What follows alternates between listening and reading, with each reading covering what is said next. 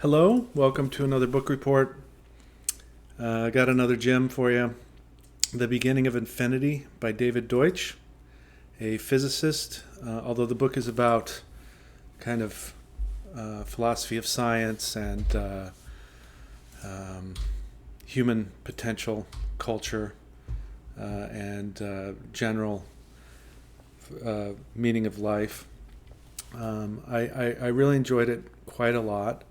And as I read it, I realized that it was a direct inspiration, I believe, for large parts of Steven Pinker's book, Enlightenment Now, which I enjoyed very much as well. I actually like this book even more. So if you liked Enlightenment Now, I would highly recommend this book. It's not quite as accessible, but very readable. It's for the general audience.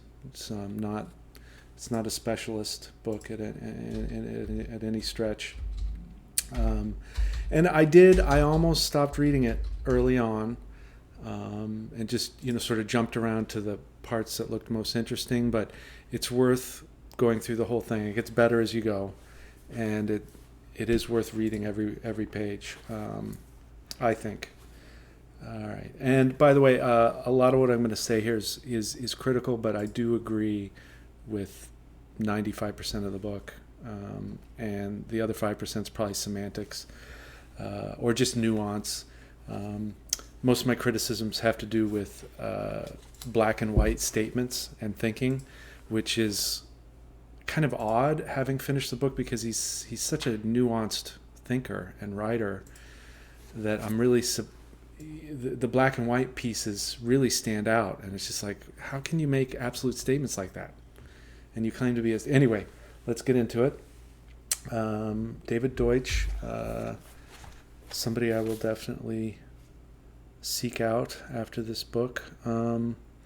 So the first is his critique of Spaceship Earth and of the Spaceship Earth model. And I understand what he's saying, but he's sort of saying that Earth really hasn't given any gifts to humans, and I think that's kind of insane. Based on current knowledge, we almost certainly evolved here from pretty primitive organisms. That's a pretty huge gift. The environments, some of the ecosystems on Earth evolved human brains. That's a huge gift. Oxygen is a gift. The list goes on and on and on. For him to discount, I appreciate some of what he's saying. He's saying that most ecosystems are barely survivable to a naked human with no knowledge, and that is fairly true. But we evolved from simian creatures that themselves transferred knowledge. So it's not like humans just sprang from nowhere with no knowledge. So part of the simian line involves transferring knowledge and memes as well as genes along, and we are part of that heritage. So anyway, basically he's basically says that we have the Earth basically gave us almost no gifts, and I think that's ridiculous and a little too black and white for my tastes. Then we have Universal Explainer, the last full paragraph. Here we go. My guess is that and I'm reading here from page 157 in this version of the book anyway. My guess is that every AI is a person, a general purpose explainer. In any case, we should expect AI to be achieved in a jump to universality, starting from something much less powerful.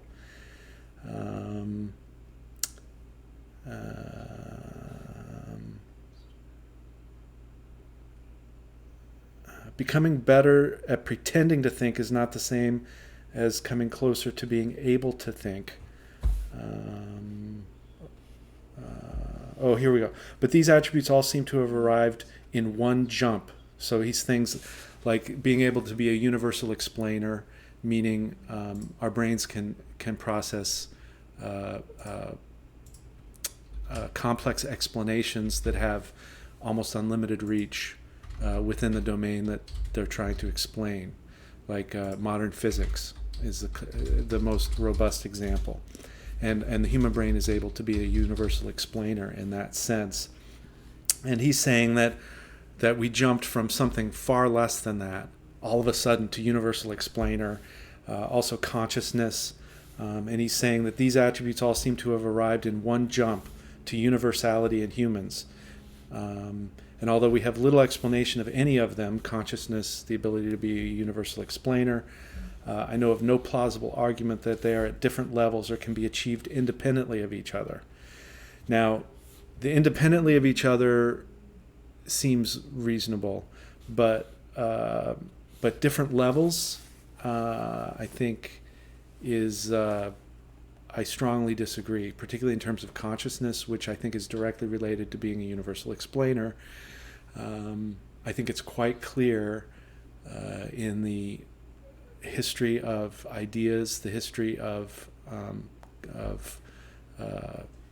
psychology, at least in my research and my readings and other people's research, that there are definitely stages to consciousness, and that human consciousness, 4,000 years ago, for most humans, was distinctly different than human consciousness today for most humans. And that even within a single human, you have stages of consciousness and development of your ability to be a universal explainer. So I think his idea of this big jump it's not based on any facts. He even says right here, we don't really know much about any of this, and yet he's making these grandiose statements that are, I don't even think, stand up to common sense or reasonableness. So another criticism, he gave an example of how we can't expect artificial general intelligence to basically he gave an example of how we're not going to create artificial general intelligence through evolution, and the explanation that he gave was basically asking evolution to go from a primordial soup to a functioning central nervous system with the ability to think in one jump, which so his explanation there was not very good, particularly in terms of he also criticizes digital evolution and digital life as being simplistic and unuseful. I agree the early forms were simplistic, but they've come a long way. This book is a little bit old, I'll grant him that. And I think they've already been important tools in creating good explanations and good theories about qualia and evolution in general and consciousness as well, I think eventually. So I think his criticisms of some of the digital tools we have around evolution and digital life is not based on the current best science and best research.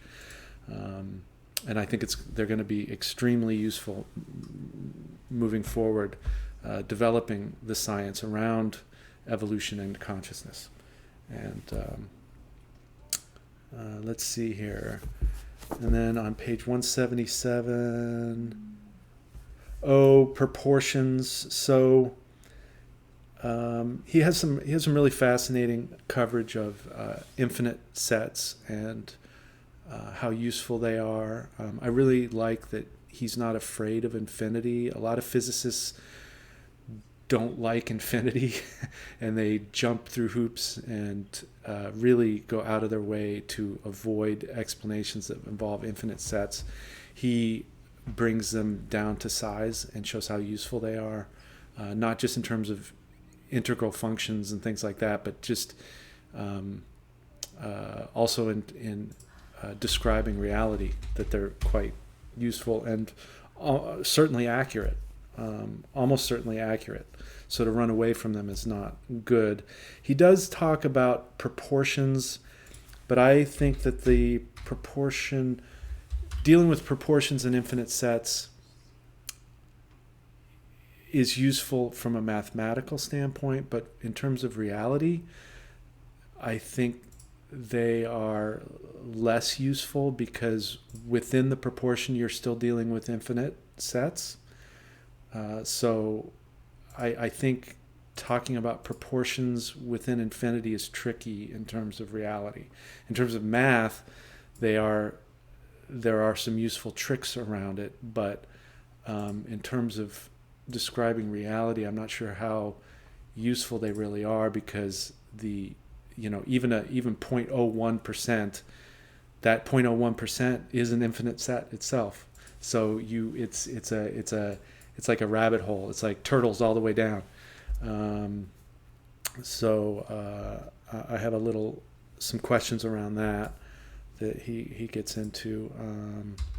And again, another black and white on page 203. He says that there's only one type of person, and meaning a universal explainer. And so he's saying, like, artificial general intelligence will be a person quite similar to humans, and that's not based on anything. And he might be right, but for him to state that as a fact, or even highly likely, is unscientific and not really.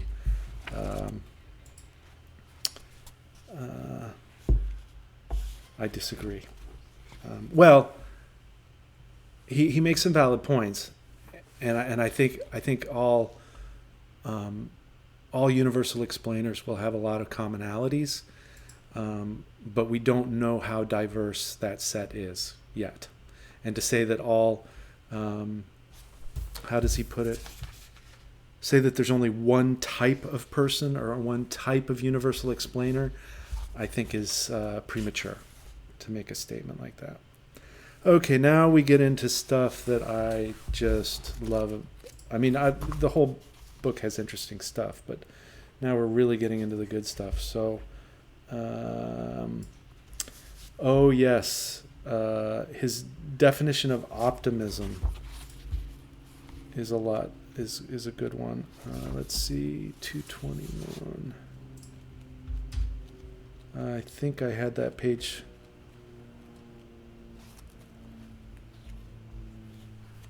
All right, here we go.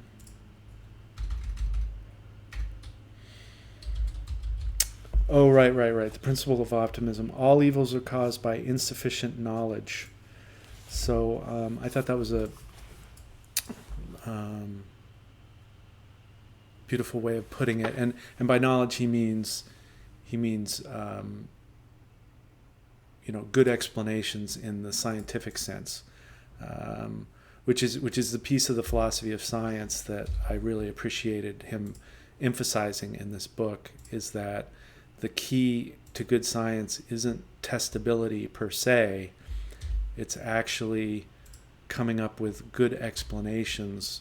Now, those explanations need to be stated in a way that are testable, where you can either add evidence to support it or actually show that it is false.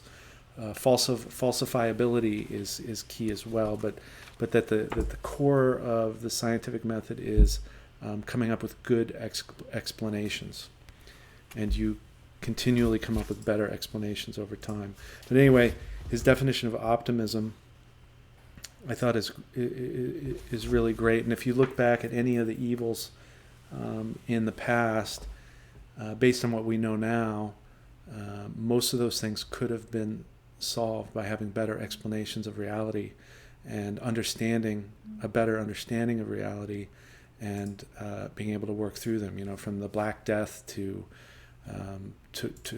wars, to lack of resources, right? I mean, to not enough food, right? We know how to grow.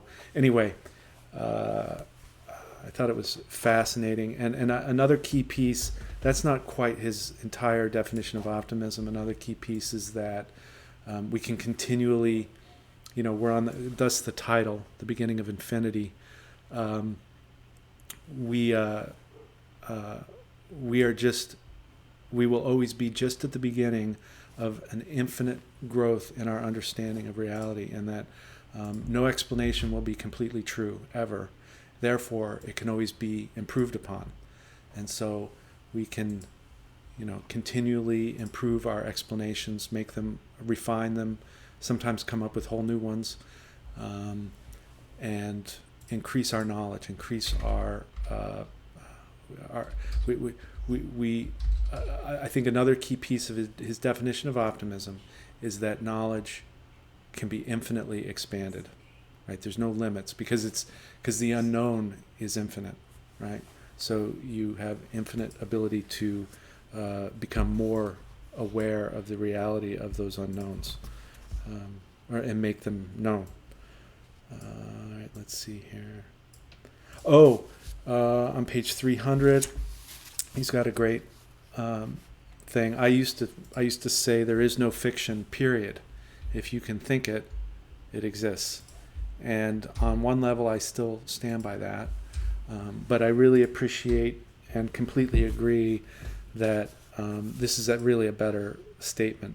All fiction that does not violate the laws of physics is fact, right? Now, there's a difference between a thought in your head existing and, an actual fact in the real world, right? And so so I appreciate that there is fiction in terms of fact, right? So I like that. So all fiction that does not violate the laws of physics is fact. So if you can think of something that's within the laws of physics, it somewhere out there it exists, or we'd be able to create it here, right?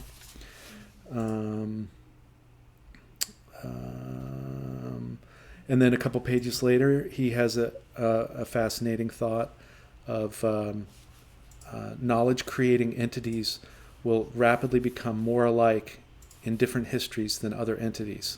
So basically, what he calls people, universal explainers, regardless of their genetic makeup, regardless of the ecosystems they evolved in, will tend to converge in many respects because they are universal explainers and because they are embarking on the infinite voyage towards more knowledge, right? And so as you begin to explain reality more accurately and increase your bubble of knowledge, that will cause universal explaining entities to become more alike each other. I thought that was a fascinating point, and I completely, once you think it through, it makes a lot of sense. Let's see, on page 323, explanations are central and allow accounting and correction of errors. So right, that's what I was saying about the philosophy of science, that good explanations are actually the central component of good science. Although another key factor is that they allow for accounting and correction of errors. So you can't just, anyway, that's good enough. 352, Popper's criterion and the last sentence, I thought.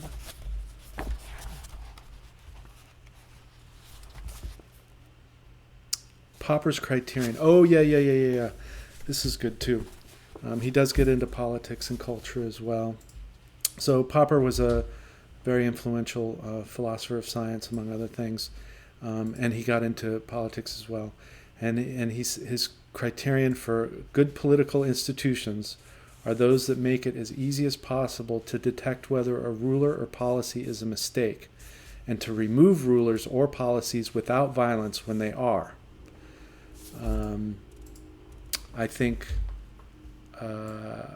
I really need to read more Popper. I've never actually read him directly, only indirectly, but that sentence is a brilliant insight, and I completely agree. So, when rulers or policies are a mistake, you need institutions and structures that allow you to remove those rulers or policies without violence. I think that's so far has been, for the most part, a huge part of the success of the United States and other modern republics and democracies. All right. OCS on 390, on 397. Again, some black and white statements that I thought were a little too not nuanced enough, particularly around culture and memes. He says there's rational memes. So a meme is just an idea or a concept that's able to replicate itself in other universal explainers. I think most people know what memes are now.